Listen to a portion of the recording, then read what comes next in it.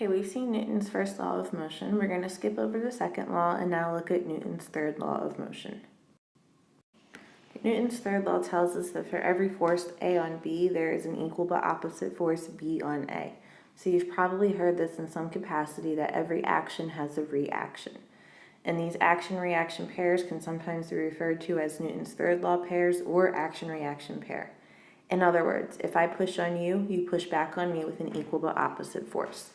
So in symbols or in letters, this would look like this. Force of A on B is equal to the negative force of B on A. So what this tells us, if you have a giant truck, that's a bad truck, and it hits a fly. This is a fly. You have on the truck a contact force by the fly, and you have on the fly an equal but opposite contact force by the truck.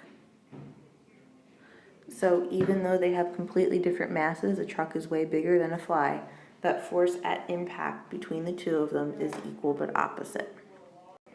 Another confusing aspect, so if you're standing on the earth, you're going to have the earth pulling right down on you.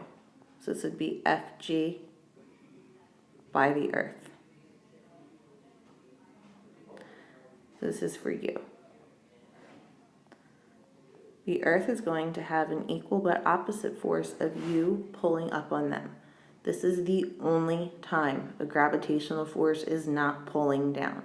If you are looking at a force diagram for the earth, you're going to have a gravitational force on the earth by you.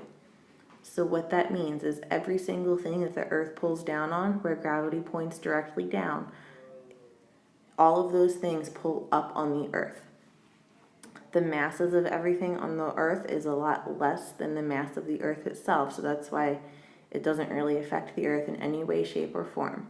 But the only time you will ever have Fg pointing directly up is when you're looking at a force diagram for the earth itself. And any object that the earth pulls down on will have an equal but opposite force that pulls up on the earth.